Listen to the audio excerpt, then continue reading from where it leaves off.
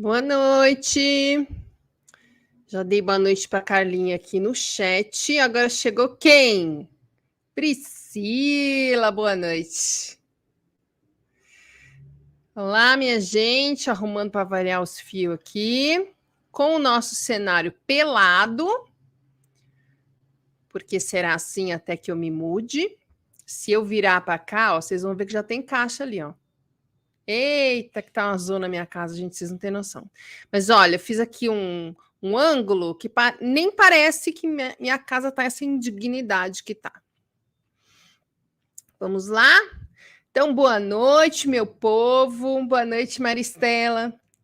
Estamos aqui de volta para mais uma aula semanal gratuita deste canal Burnoutado, desta Burnoutada que vos fala para burnoutados comprometidos em se curar do burnout. E pessoas que não querem chegar a um burnout, estão tentando reverter o caminho antes de chegar no precipício, né? Lembrando que as aulas semanais gratuitas acontecem todas as quintas, às 19 horas, ficam 24 horas no ar. Depois eu fecho, deixo o acesso aberto para quem está no grupo silencioso das aulas. E domingo, 23h59, babau. Por quê? Porque eu quero aqui quem está com a prioridade de sarar disso aqui. E não quem vai ver a aula quando der tempo, porque, nossa, eu tenho tanta coisa. Porque aí a pessoa não entendeu ainda o que é que precisa ser priorizado numa recuperação de burnout, tá? Me perguntaram outro dia, mas meu Deus, por que não tem mais gente vendo as aulas? Eu falei, olha, considerando quem vê as aulas ao vivo, né? E mais quem vê as aulas gravadas, não é um número ruim. Por quê? Porque esse é um mercado muito complicado, gente. As pessoas estão fragilizadas, com dificuldade em aceitar, resistindo, ouvindo o contrário do que eu falo de todo mundo. Então a gente tem que ter paciência, né? Aos poucos, cada um no seu tempo, dentro da sua consciência, do seu comprometimento, todo mundo vai entendendo o que vocês já entenderam. Né, que não basta só tomar remédio, que não basta só fazer tratamento, a gente precisa fazer a nossa parte bem feita, e essas aulas ajudam nisso, nessa nossa parte que precisa ser bem feita, né? As aulas, os vídeos, o Instagram, tudo. Bom, aliás, segunda-feira eu estava escrevendo hoje o vídeo que eu vou postar segunda-feira, meu Deus que me proteja. Bom, lembrando aqui no descritivo você encontra os links de acesso dos 3 aulões que te ajudam a entender o tratamento que dá certo, né? Que cura burnout. E como essa semana a gente teve uma menina doida gritando até tomar bloco, né? Claro, que eu estava iludindo as pessoas, prometendo a cura. Então vale fazer uma observação de que nos links estão as informações para você entender exatamente do que nós estaremos falando em cada aulão. Tá? Eu não sou médica, portanto, eu sou muito cuidadosa com as informações que eu passo e a minha intenção é fazer vocês cortarem caminho, não precisar sofrer tanto nem por tanto tempo como eu. Só isso, ok? Bora para a aula? Bora! Gente, hoje eu vou juntar várias aulas que nós já tivemos aqui. Quem não assistiu alguma ou nenhuma, não tem problema, você vai entender do mesmo jeito. E se você quiser assistir alguma aula que eu citar aqui hoje, você me manda uma mensagem no Instagram, ou se você não tiver Instagram, aqui no comentário, no e-mail, tá? Falando que estava aqui na aula e que quer ver a aula tal, e eu te mando. E quem assiste todas as aulas vai lembrar, conforme eu for falando, das aulas em que eu falei com mais detalhes de cada coisa que eu vou jogar aqui no meio, tá? Que hoje é um caldeirão onde eu joguei um monte de coisa, misturei tudo. Para variar, né? Mas é que esse eu achei que ficou uma mistureba maior. Mas eu queria falar de uma situação muito comum, que eu até coloquei nos stories hoje, né? Uma situação muito comum entre os burnoutados, que é um negócio muito angustiante. Eu acho que é mais do que comum entre os burnoutados, porque todos nós, e arrisco dizer que sem exceção, já estivemos nesse lugar. É aquele lugar em que a gente se dá conta, né, do trabalho que vai dar sair de um burnout e se desespera, e trava, e quer desistir, e fica sem saber para onde correr. Acontece com várias pessoas que assistem, por exemplo, o aulão, fui diagnosticado com síndrome de burnout agora, e depois me falam, pelo amor de Deus, eu não vou conseguir fazer tudo isso. Acontece que Em primeiro lugar, quando a gente chega num burnout, a gente tá o quê? Esgotado, exausto, sem força, sem energia, se sentindo derrotado, fracassado, duvidando da nossa capacidade. Você pega uma pessoa que está sentindo tudo isso e fala assim, ó, tá vendo essa montanha aqui? Chama Everest, né? Então, você agora se sentindo do jeito que você está se sentindo, um trapo de chão, uma Maria mole, você vai ter que subir até lá em cima, tá bom? Tá? Lá em cima tá a cura. Boa sorte. E a pessoa que se vire achando médico, terapeuta, aprendendo a meditar, entendendo o que pode e que não pode comer, como é que faz higiene do sono, etc, etc, etc. Aliás, Roberta, você não ia fazer um curso com as suas práticas de saúde física e mental? Sim, eu vou fazer, juro que eu vou fazer. Mas vou ser sincera, é uma dureza vender nesse mercado de gente machucada. Então, eu decidi mudar as prioridades. Eu vou primeiro lançar o livro, que eu sei que tem mais aderência das pessoas, tá? Depois o curso, que é muito mais trabalhoso para mim, menos rentável, mas eu acho mais importante até, vai sair. Então, voltando para o Everest, para o pé do Everest. Em maio de 2022, a pessoa estava no pé da montanha, não eu, o Joãozinho. O Joãozinho estava no pé da montanha, olhando para cima, segurando na mão uma cordinha, um par de tênis de escalada, olhando para cima, pensando, meu Deus do céu. Olha a altura disso, o trabalho que isso vai me dar. Gente, eu não vou conseguir sozinho ainda, ninguém vai me ajudar. E se eu estiver lá no meio, bater um vento, eu espirrar, sei lá, e eu cair, tudo de volta? Voltar tudo que eu já tinha andado. E como é que eu vou fazer isso se eu não tenho energia nem para andar para frente? E ainda não tenho grana ainda por cima. E vamos ser sinceros, não tô com vontade, eu não tenho ânimo. Ah, não, eu não vou não, tá? Eu vou esperar para ter certeza que essa Roberta aí vai realmente se curar, vou esperar eu melhorar, eu me sentir melhor, eu me sentir um pouco mais recuperado, vou esperar alguém se dispor a me dar alguma força, vou esperar a perícia, vou esperar o dinheiro do afastamento, etc, etc, etc. Tá? Isso é super comum. E vamos combinar, nem é criticável. Isso daí é super compreensível. Só que aí o que acontece? Um mês depois, em junho de 2022, era maio, né? Em junho, vou dizer que era maio, um mês depois, em junho de 2022, o Joãozinho continua no mesmo lugar que ele estava. No pé da montanha, segurando uma cordinha e um par de tênis de escalada, pensando, gente, sério, é muito alto esse negócio. Imagina o tempo que eu vou demorar para chegar no meio ali, no meio, não é nem em cima, no meio. Cansado desse jeito. Não vai rolar de fazer isso agora. Eu vou ter que esperar mais um pouco. Eu vou esperar mais um pouco, melhor. 2 meses depois, julho de 2022, a pessoa continua ali, no mesmo lugar, olhando para cima e falando, mas como é que eu vou conseguir subir tudo isso, gente? Não, olha a inclinação disso. Não consigo. O negócio é que esse lugar, boa noite, Leda, esse lugar que o Joãozinho tá, não tem uma opção de voltar. Não tem um atalho. Não tem um helicóptero que vai vir buscar, um teleférico. Ou ele sobe, ou ele vai ficar parado ali, naquele mesmo lugar. Vai ficar ali até ele decidir subir. Ou vai ficar ali para sempre.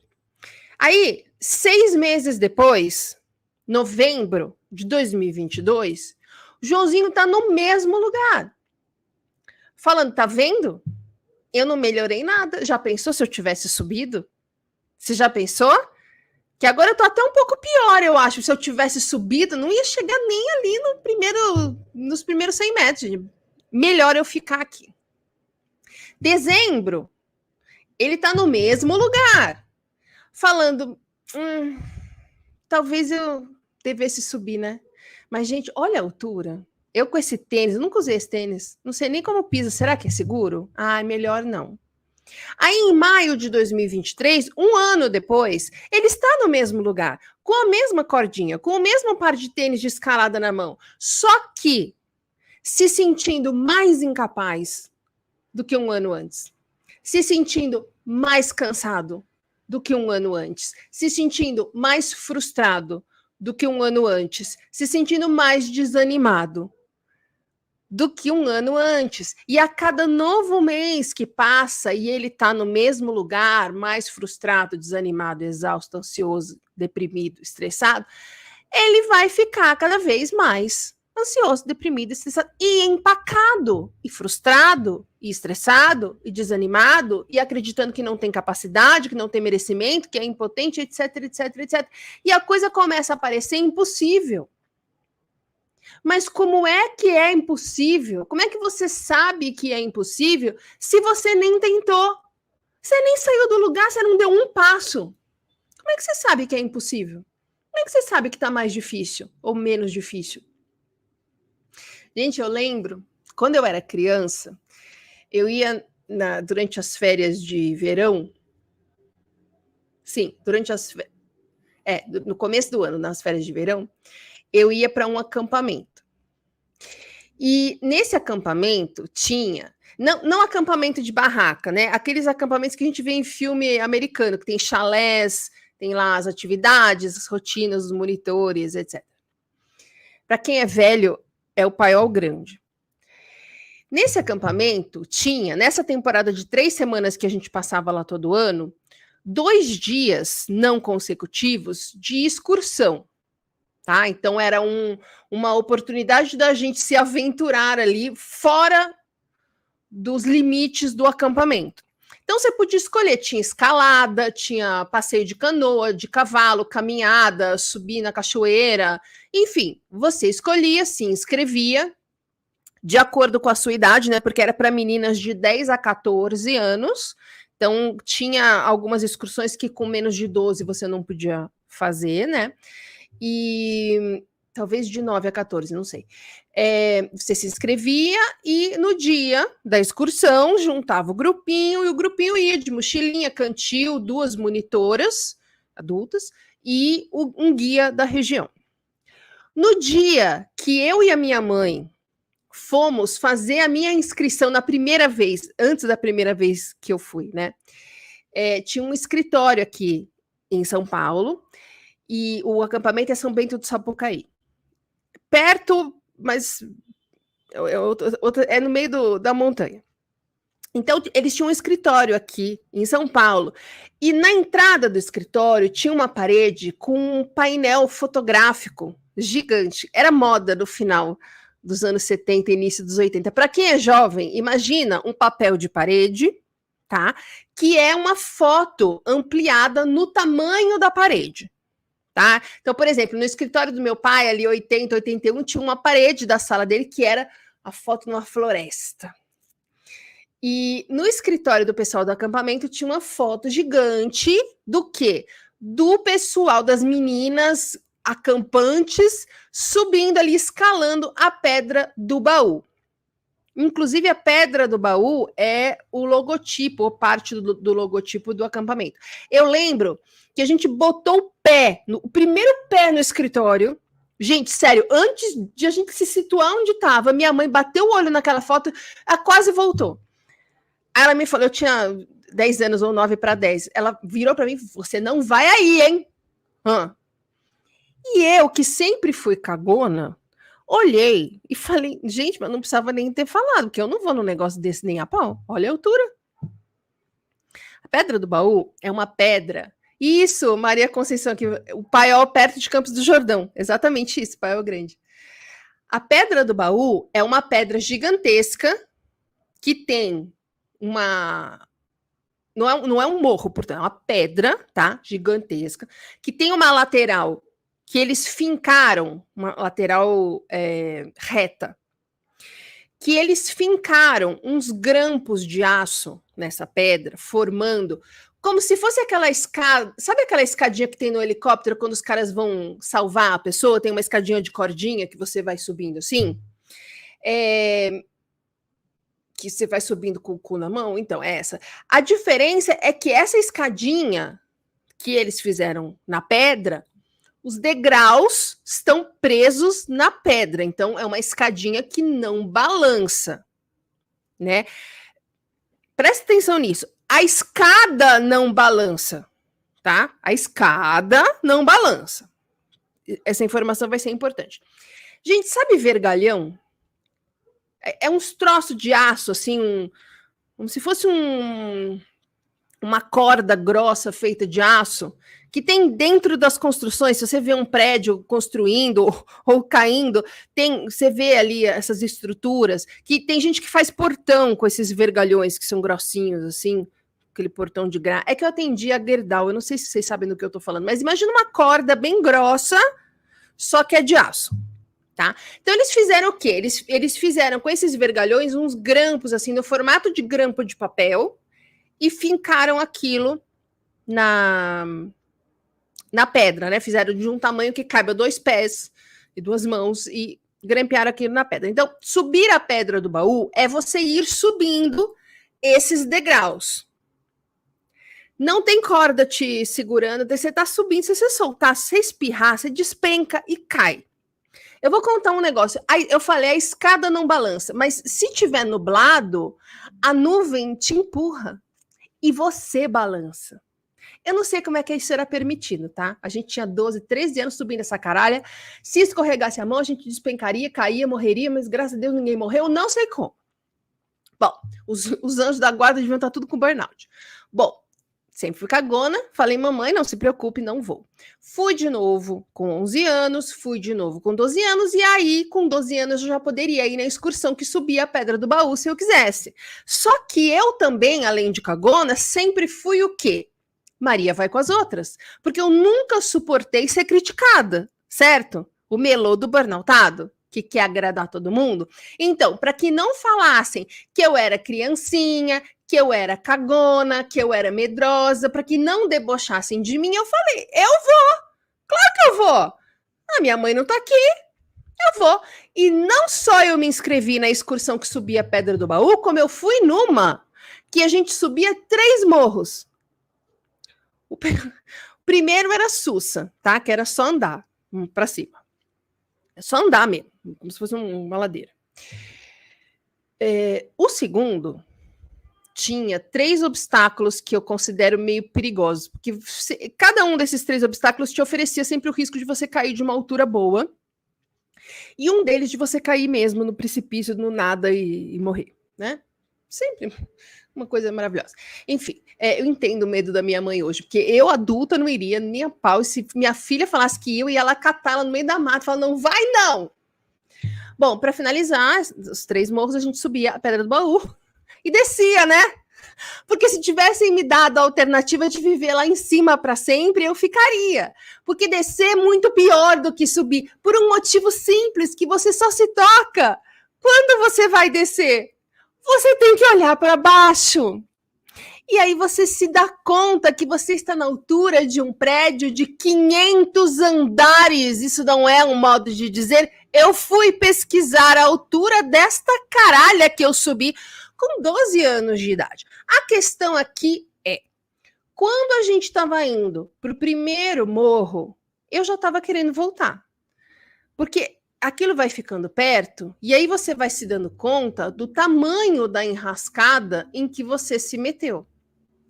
Quando eu cheguei no pé do monstro, do primeiro ainda, tá? Que eu me dei conta, o que eu ia ter que fazer, eu quase desisti, mesmo.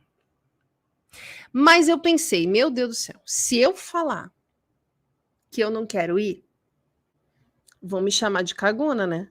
Vai ficar o quê? Uma monitora aqui. Por que eu sabia disso? Porque outras meninas tinham ficado outras vezes para trás e todos nós ficamos sabendo que a menina arregou, amarelou, etc.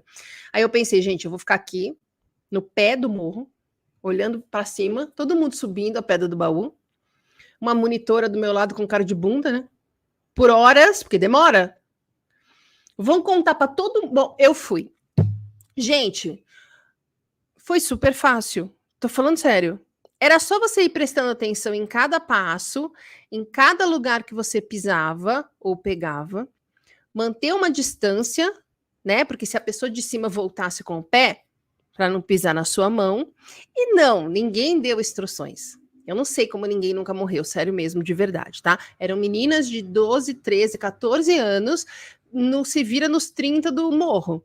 Só que, para valer.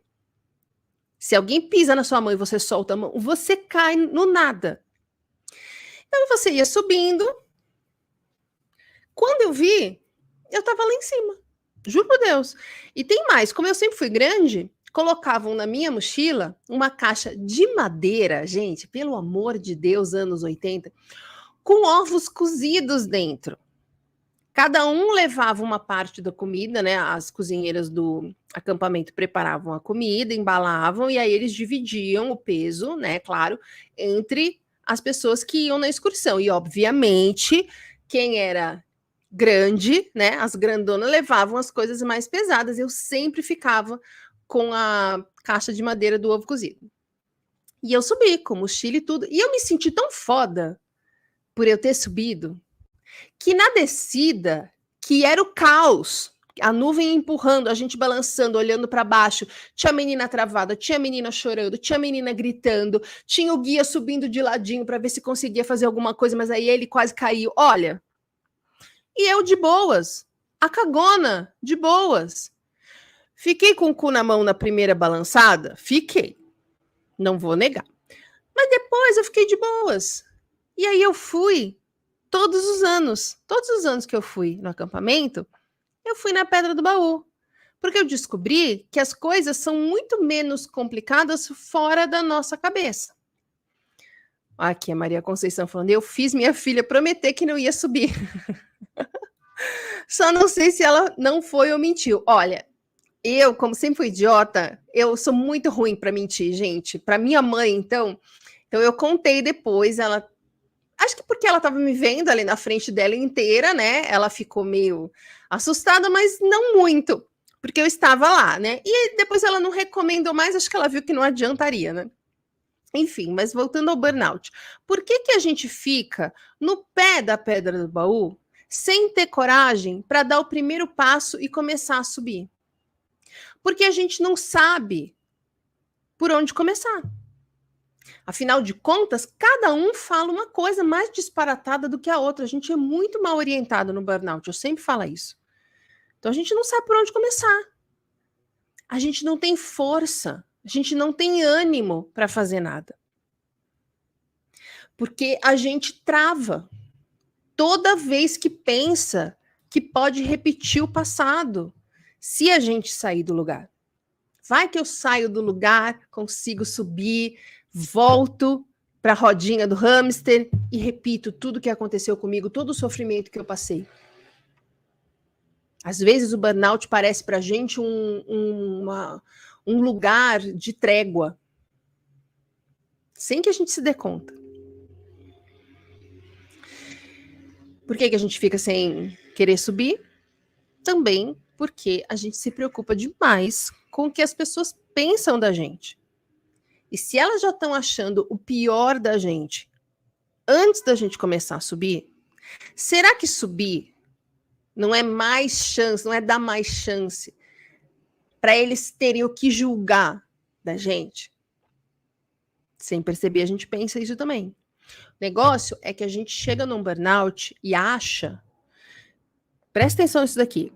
A gente chega num burnout e a gente acha que o burnout está causando problemas na nossa vida. Poxa, por causa do burnout eu estou deprimido. Por causa do burnout eu estou com pânico. O burnout me trouxe muita ansiedade. Por causa do burnout eu tenho medo de tudo. Por causa do burnout eu fico muito cansado. Por causa do burnout eu não consigo. E esse é o erro. Porque o que você precisa entender é que o burnout não é o problema.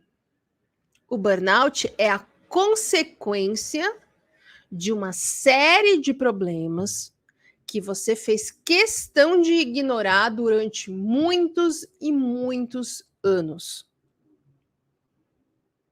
Essa sensação de não saber por onde começar, de se achar incapaz, de achar que não vai dar certo, porque com você nunca dá certo as coisas.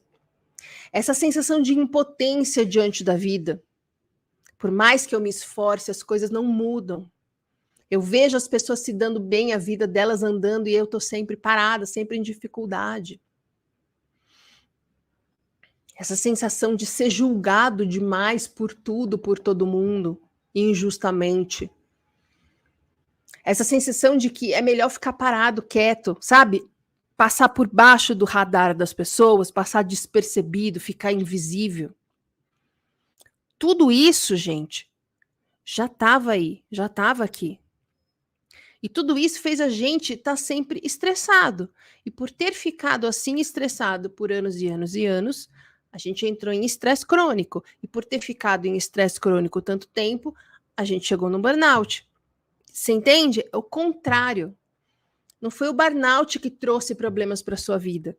Os problemas da sua vida que não foram resolvidos colocaram você numa situação de esgotamento total. É igual o carro, começa, acende uma luz, acende outra luz, acende outra luz, acende outra luz, acende outra luz, e você não faz nada, uma hora o motor vai fundir. E aí você vai falar, tá vendo? Me ferrei, me atrasei, não consegui chegar porque o motor do meu carro fundiu. Não, meu amigo, foi porque você, vendo todas as luzes acendendo, não tomou nenhuma providência. E aí você tem nas suas mãos um problema muito maior para resolver. Não é crítica, eu fiz igual. E por que a gente faz esse caminho? Por que a gente fez esse caminho? Porque lá atrás, na nossa infância, por algum motivo, a gente acreditou que não era bom o suficiente. A gente acreditou que não tem saída. Quando a gente se vê numa enrascada, quando a gente se vê impotente, não tem o que fazer. A gente acreditou que a gente não merece coisas boas. Que as coisas boas são para os outros. A gente fica no quase. Quando eu tô quase conseguindo, dá errado. A gente passou a acreditar lá atrás que a nossa vida é dura, difícil, muito frustrante. Mas a gente não olha para isso. A gente não tenta resolver isso. Né? Porque é o que todo mundo faz. É normal. Numa sociedade doente, quem não está doente parece um doido. É normal ser doente. É normal não olhar para essas coisas. É normal estar ocupado demais, produzindo, sendo útil, trabalhando, para que a gente consiga olhar para essas coisas. Todo mundo faz a mesma coisa e todo mundo fala o que é para a gente fazer, o que é esperado de nós, e nos cobram isso. E é o que todo mundo faz. Se a gente fizer diferente, a gente vai ser muito mais julgado, muito mais criticado. E justamente porque a gente se convenceu de que não é bom o suficiente, a gente precisa que os outros reconheçam as nossas qualidades, os nossos talentos e as nossas conquistas, porque a gente não sabe fazer isso. Porque a gente não vê isso. A gente não olha para isso. Então a gente vive para agradar os outros e para ser aplaudido. E quando isso não acontece, é o fim do mundo emocional para a gente. Logo, não tinha como a gente fazer diferente. E com isso, a gente vai estressados décadas e décadas e décadas da nossa vida. Aí a gente chega num burnout depois de todo esse caminho. Não tem como chegar num burnout sem ter passado todo este caminho. O burnout é sempre a consequência, é a parada final. É o ponto final do ônibus.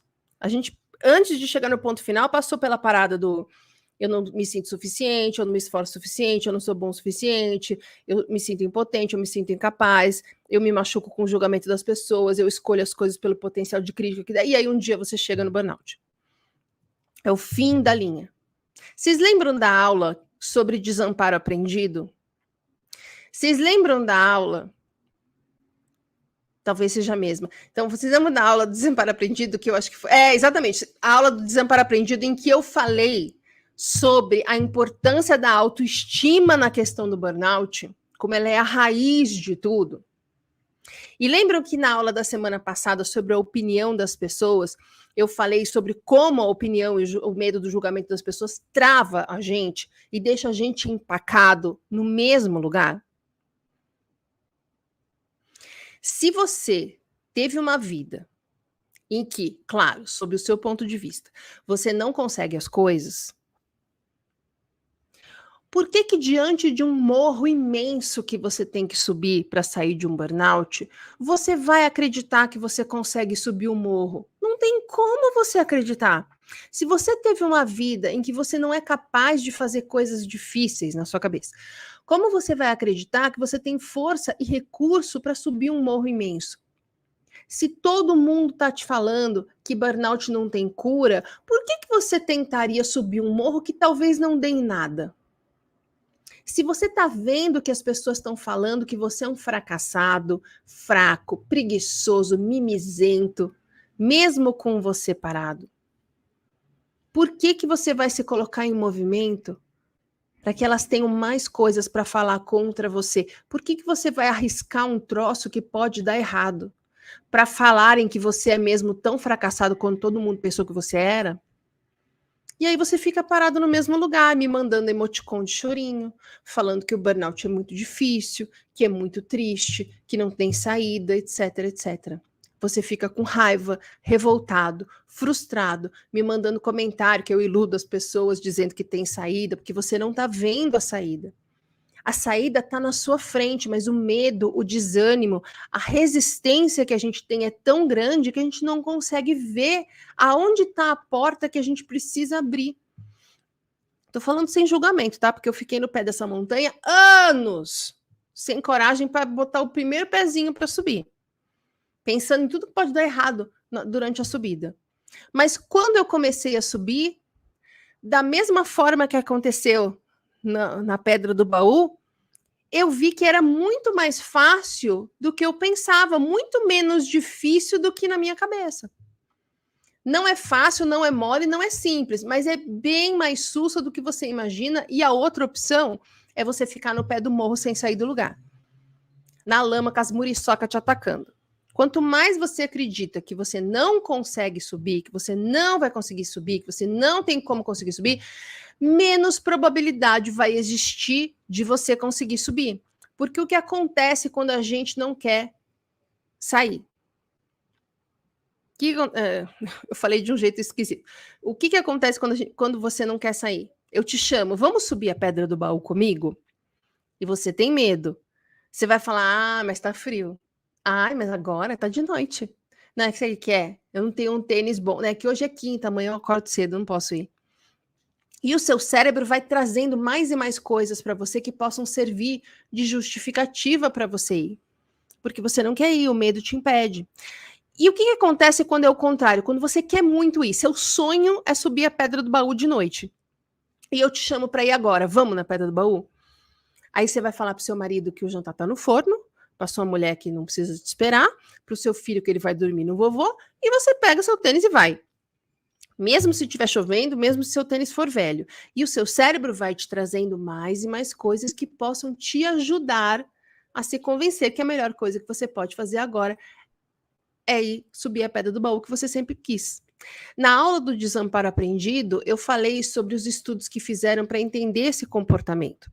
Né? Eles colocaram os cachorrinhos num quarto e o chão desse quarto dava choque o tempo inteiro. E eles tentaram de tudo, os cachorrinhos tentaram de tudo para deixar de tomar choque, mas viram que não tinha o que fazer, não tinha realmente uma saída, e num determinado momento eles desistiram de tentar escapar do choque e simplesmente ficaram em pé, parados, levando choque. Quando na fase 2 do experimento eles passaram a ter uma saída, foi retirada uma parede e eles podiam simplesmente andar até o quarto do lado, sem nenhuma barreira, andar para um espaço do lado, e nesse espaço do lado o chão não dava choque. Mas eles não viram isso.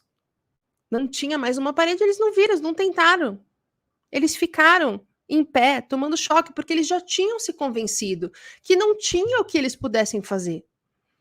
E aí, o que os cientistas fizeram? Parte 3. Colocaram uma coleira em cada cachorro e eles arrastavam o cachorro pelo chão até o lugar do chão que não dava choque para eles verem. Olha, aqui não dá choque.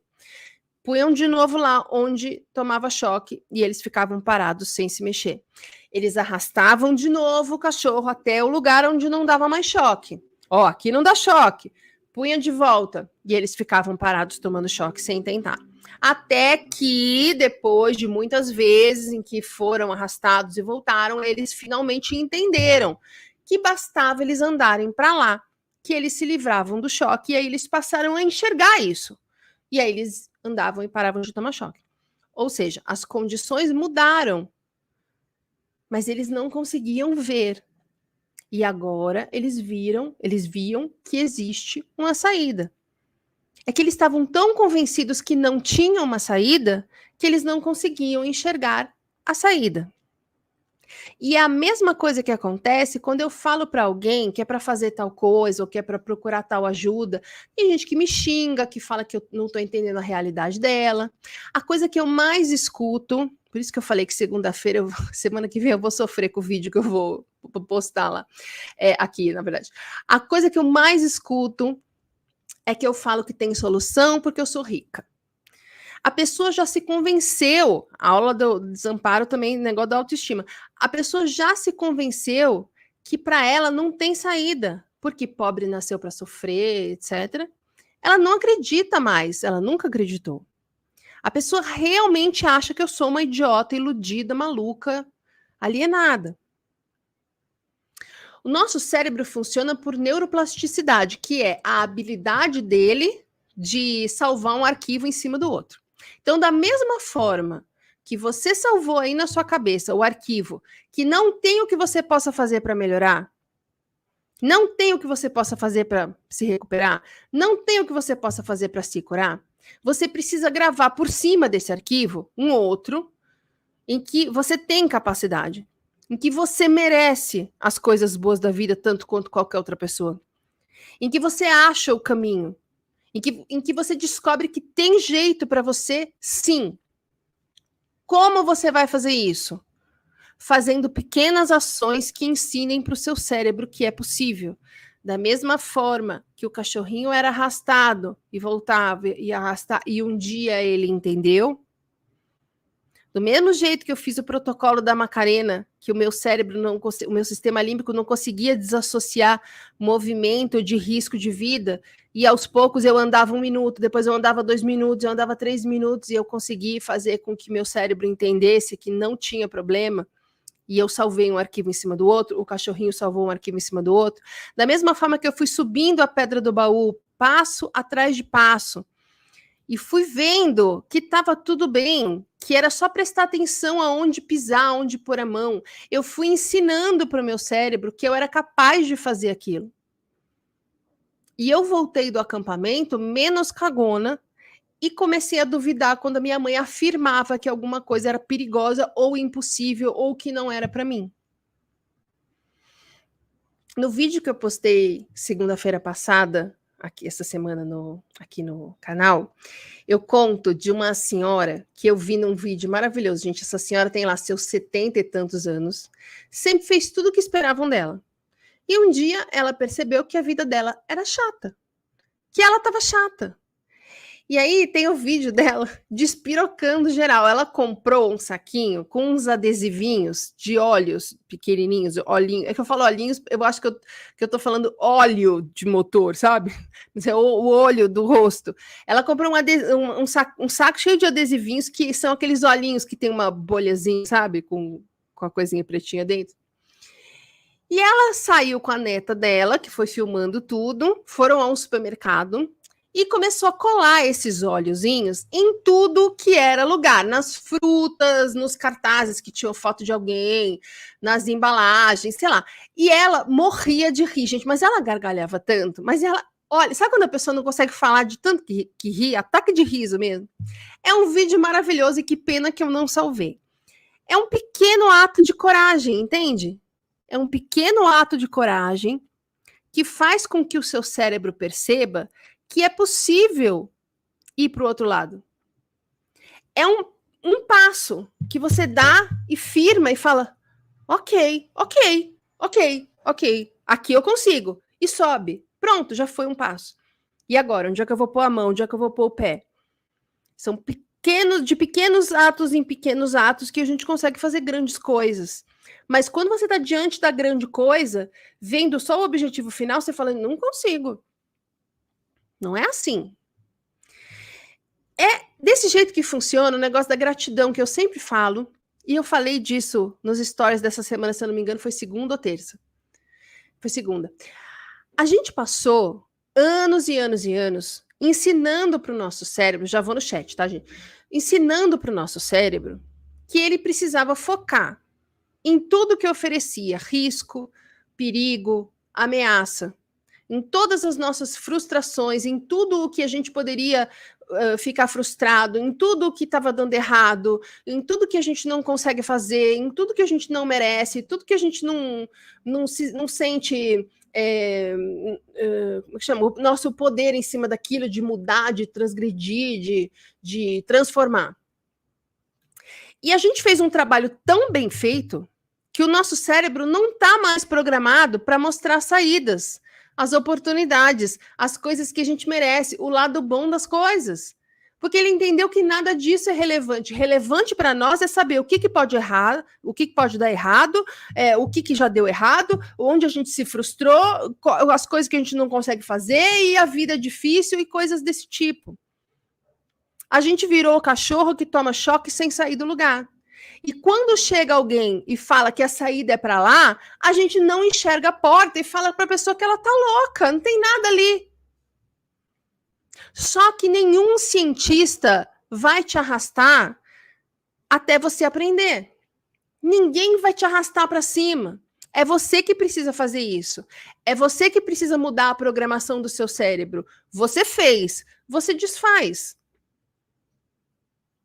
Tem uma coisa que falam da lei da atração que é muito útil aqui. Você não precisa ver o caminho todo. Quando você dá o primeiro passo na montanha, você não precisa ver o caminho todo. Você só precisa ver aonde você vai colocar o outro pé, onde você vai dar o próximo passo. E daí, aonde você vai colocar o primeiro pé. E daí, aonde você vai colocar o outro pé. E daí, aonde você vai colocar o primeiro pé. Eles usam até uma metáfora super legal, que é quando eles mostram um carro, por exemplo, vou fazer uma interpretação aqui, porque eu não lembro exatamente como era o exemplo, mas imagina que você resolveu ir de carro de São Paulo para Aracaju.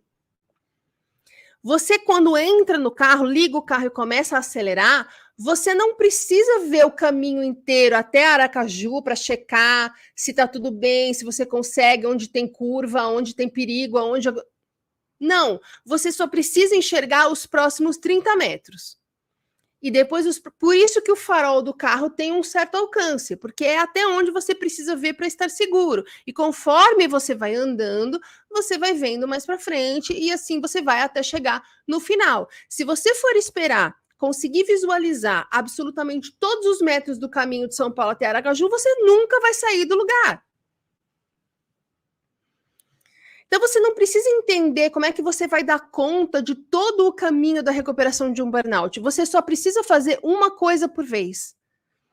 Começa a seguir as pessoas que falam sobre autoestima, que falam das coisas com que você se identifica, das coisas para que você sabe que precisa olhar.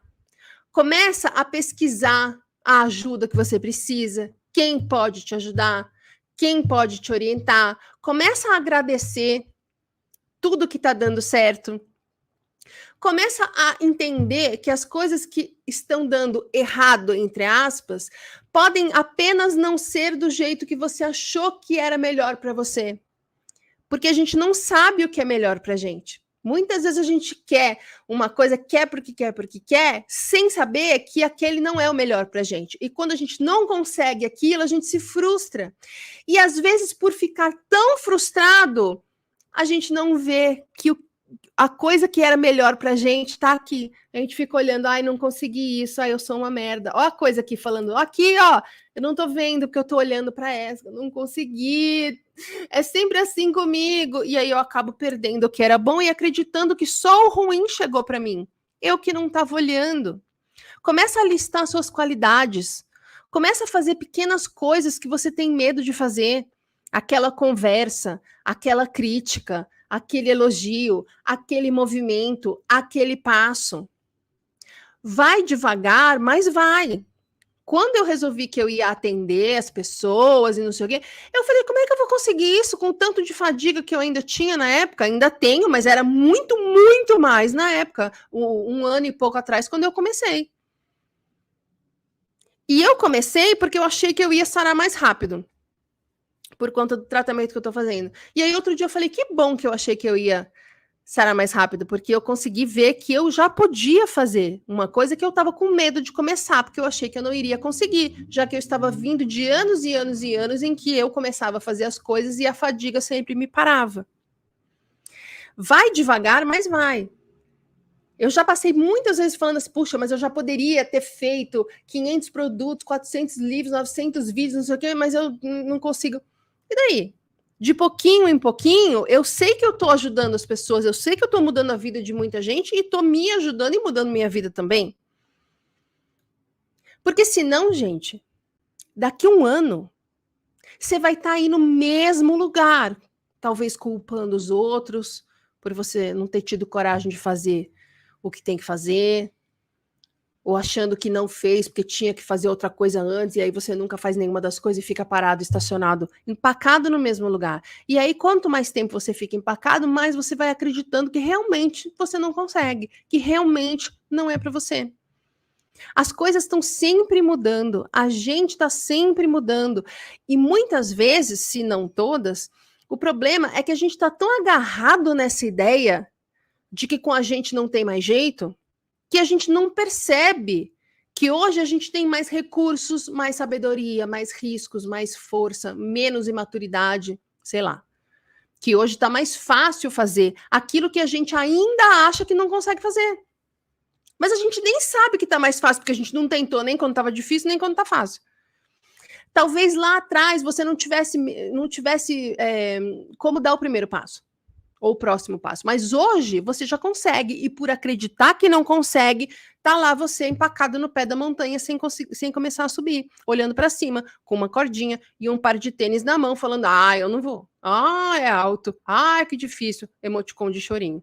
Então, o convite aqui é para você simplesmente dar o próximo passo. Você não precisa saber o caminho, você só precisa saber o próximo passo. Vai devagar, vai no seu ritmo, mas vai e comemora cada pequena vitória. Que as pessoas podem achar que é um movimento ridículo, que não é nada, que não faz diferença, mas você sabe o esforço que você teve que fazer e a coragem que você precisou ter para dar aquele passo. Comemora, não liga para o que estão falando e dá o seu próximo passo, porque geralmente quem está criticando é quem está empacado, é quem não tem coragem, é quem tem medo, quem não sabe onde botar o pé. Esses são os que criticam. Gente, a vida pede da gente movimento. A gente vai contra a vida quando a gente para o movimento. E é engraçado como a gente, num primeiro momento, acha que o burnout é um impedimento da gente se movimentar. Porque a gente olha e fala, nossa, a vida de todo mundo está andando e eu estou aqui parado. Só que daí a gente se toca que a gente não está parado. Eu, por exemplo, quando deu 5 anos que eu tinha colapsado, eu falei, puta merda, né?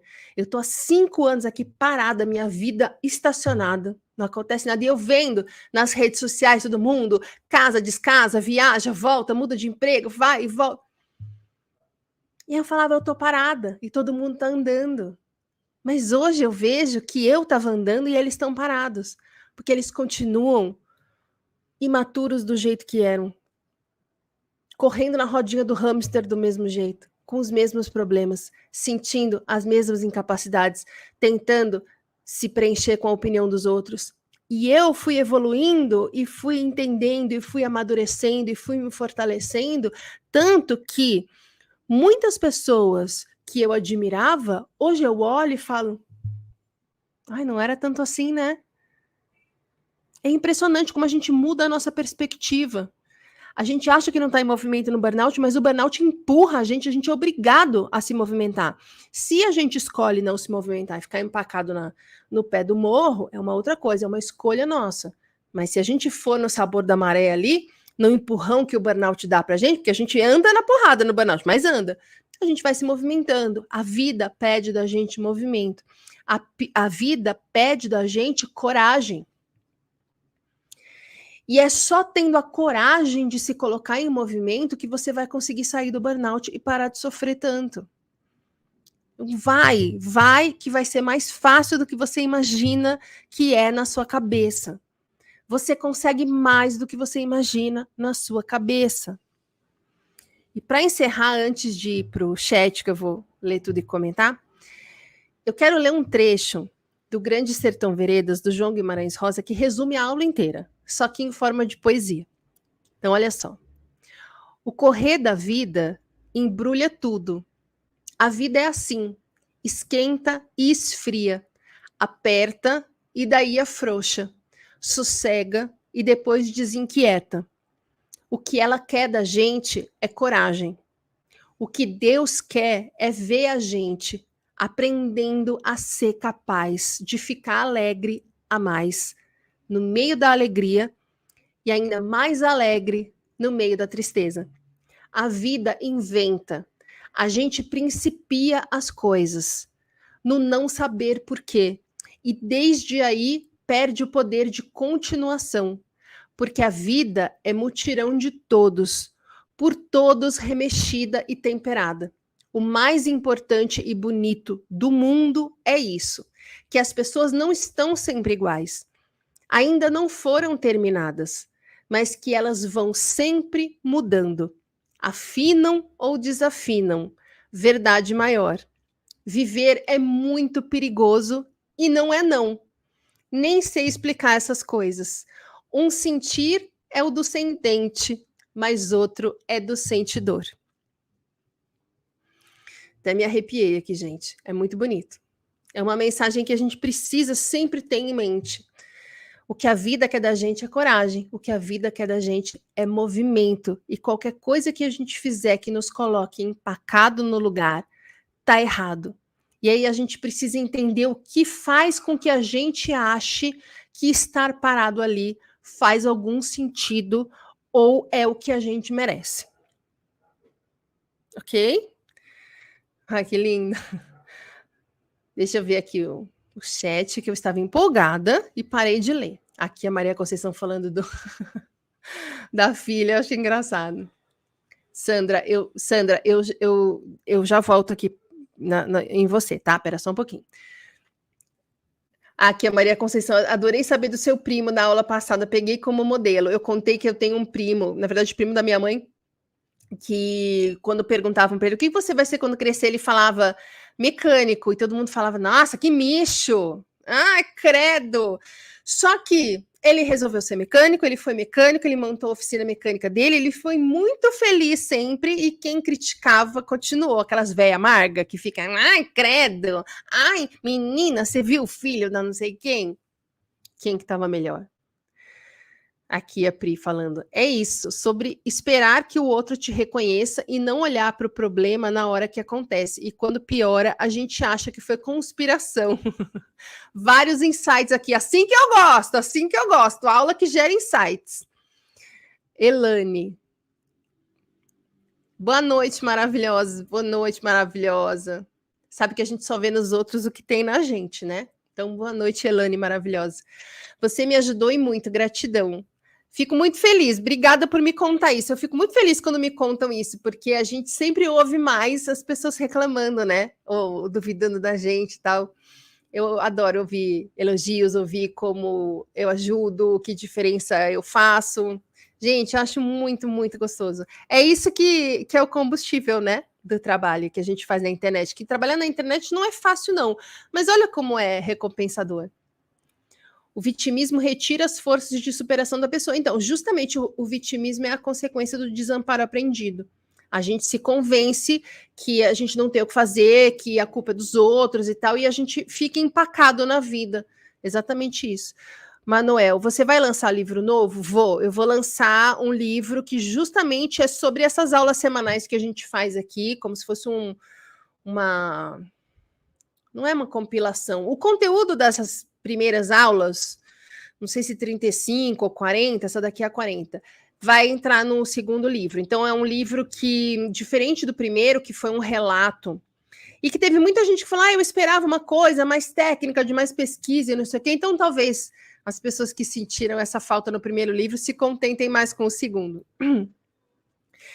A Leda, estou me sentindo melhorando, caminhando devagar e estou muito contente.